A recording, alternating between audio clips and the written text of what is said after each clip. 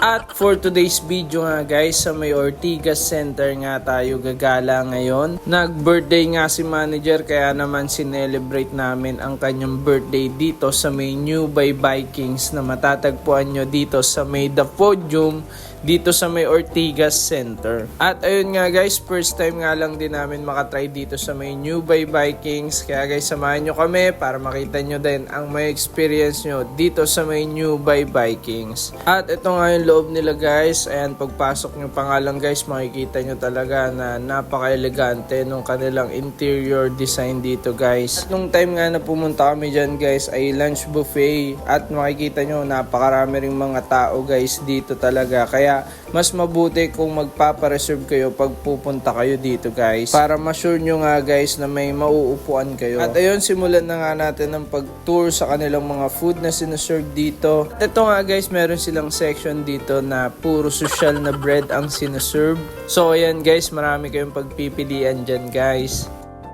Dito naman guys, ang kanilang salad bar. So dito guys, meron nga kayong tatlong salad na selection na mapagpipilian. Tapos meron silang parang pasta. Tapos dun sa bandang dulo guys, meron silang hipon at tahong. At ito naman guys, yung iba't ibang klaseng ham nila. Tapos may mga cheese. At kung mapapansin nyo guys, meron din sila ditong blue cheese. Ito naman guys, hindi ko alam yan guys. Tapos ito guys, yung pasta na may caviar at nga guys, dito nga ay meron silang sinaserve na caviar guys. So mamaya titikman natin yan. Alright! At ayun nga guys, meron din silang mga pizza dito guys. At ayan guys, syempre hindi mawawala yung kanilang mga maki at sushi. At dito nga guys, biglang na-curious ako, ano bang pinagkaiba ng maki at sushi? Tapos sinearch ko nga sa internet. Ang sushi pala guys, yung may mga sashimi sa ibabaw. At ito nga yung pinaka nagustuhan kong area dito guys. So meron nga silang sinaserve na kakaibang luto ng mga seafood, tapos pork. Ito naman beef, yan yung nakikita nyo guys, beef yan. At ito guys, pork.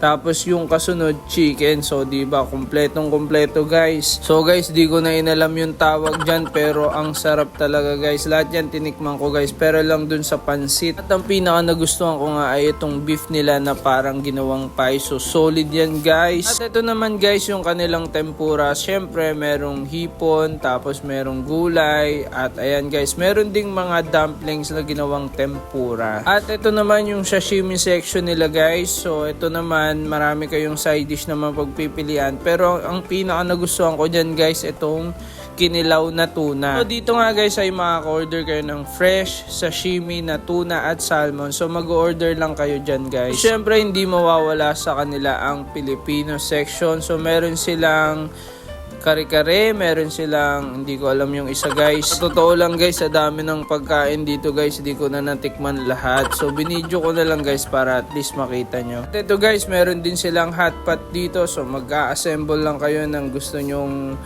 hot pot. Tapos papalagay kayo ng soup base sa kanila.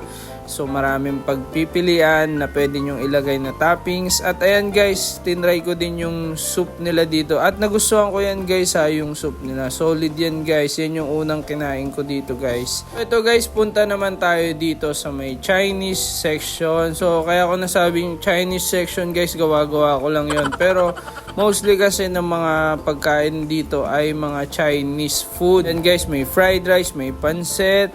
Tapos may bok choy sila. Ito may tofu. So lahat yan mga Chinese food kasi yan guys. So ayan guys, marami kayong pagpipilian dito. At syempre hindi mawawala itong mga dim sum nila. So ayan guys, di ko na kasi natikman yan. Pero masarap yan guys kasi isa lang naman lasa sa lahat ng Vikings resto. So lahat sila ay may dim sum. So ayan, medyo umaba na ang paliwanag ko. Dito naman guys sa area na to, makaka-order kayo ng mga meat. So ito na yung pinaka solid dyan guys. Meron nga silang lamb, roast beef, saka pork ribs, may chicken din guys. At may mga side dishes na masasarap. Ito nga yung pinaka binabalik-balikan kong section guys. Kasi ang sarap talaga nung kanilang roast beef dito guys. At lamb. Tapos sasabayan mo pa ng mga solid na sauces. So ayan guys, panalong-panalo talaga yan guys. So meron din sila dito guys na shawarma, chicken shawarma yan guys. At ito naman, pwede kayong magpaluto dyan ng masasarap na pasta guys. So marami silang flavor. pipili lang kayo at orderin nyo sa kanila. Siyempre guys, kapag nabibilaukan na kayo ay meron din tayong panulak dyan guys. At siyempre dito sa drinks area nila ay marami kayong mapagpipilian at pwede rin ata kayo magpatimpla dyan ng cocktail. Para naman sa mga coffee lover dyan katulad ko, meron sila ditong coffee area. At siyempre hindi mawawala ang dessert guys. Kaya ito naman ang kanilang dessert area, maraming cakes na mapagpipilian guys. So ayan makikita nyo at mga chocolate. So ang dami nyo mapagpipilian dyan guys. At meron din silang ice cream. So marami ring selection ng flavor na pwede. At ito naman guys yung candy bar nila. So meron silang mga iba't ibang candies. May halo-halo din sila guys. So kayo nga lang ang gagawa niyan guys. At ito naman guys yung kanilang crepe daw ang tawag dito guys. So yung parang dough tapos merong chocolate. Tas yan tutupiin lang. So yan na yun guys. Ang bilis diba? So yan guys tamang food trip na naman tayo guys. Alright! So ayun nga guys, ito nga yung una naming tinikman dyan, yung caviar. So excited nga kami dyan. At syempre yung blue cheese guys ay sinubukan ko na rin yan. Baby, kuha ka rin.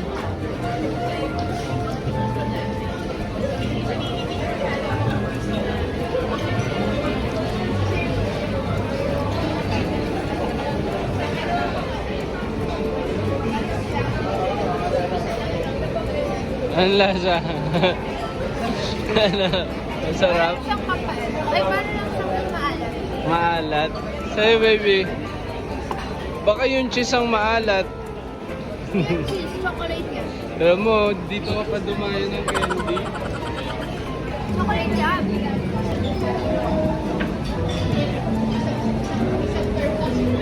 Maalat. Sabi niya.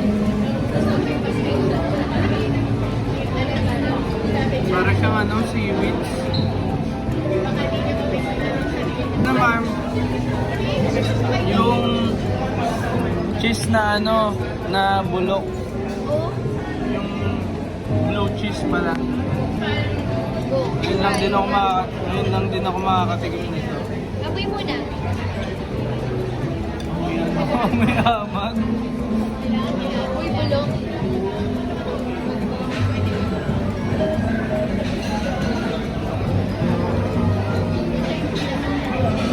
Tapang face. What's the taste? Ang tapang, grabe. Alright! At ayun nga guys, tinikman din natin syempre ang kanilang roast beef at lamb. So yan yung pinaka nagustuhan ko dito guys, ang sarap talaga. At ito naman guys, yung kanilang kare-kare. So sinubukan din natin yan guys. Ang lambot nung karne guys at masarap din yung timpla. So panalo. So ito guys, yung sashimi nila. So titikman ko yung sashimi dito guys. So ayan, so syempre sasawsaw natin yan at may konting wasabi. So yan guys, yung sashimi nila dito ay sariwa talaga at melts in your mouth. So yan guys, bloated na naman. Alright! At syempre itong ating birthday girl ay hindi papatalo. So spaghetti lang ang binidyoan yan guys, pero marami ng pinataob na plato yan guys. At ito naman si Hans guys ay nagustuhan niya nga din yung roast beef dito, kaya yun din yung in-order niya. Tingnan nyo naman, napakaraming in-order guys. Kalaunan yan, ako din ang uubos. At isa pa nga sa nagustuhan kong masarap dito guys ay yung kanilang kinilaw na tuna. At syempre sinubukan na nga rin namin yung kanilang dessert dito. So ayan guys yung crepe na in-order natin kanina. At ito naman si Hans guys, busog na siya dyan. Pangiti-ngiti lang yan pero bloated na yan. So guys, ito naman, ganito kumain ng crepe guys. So ayan, dapat sinusubukan kayo ng jowa nyo. Kung wala kayong jowa, wag na kayo kumain guys. Syempre, joke lang yun guys. So guys, salamat po sa pagsama nyo sa aming video. Pa-follow naman ang aming FB page, YouTube at TikTok na rin guys. Alright!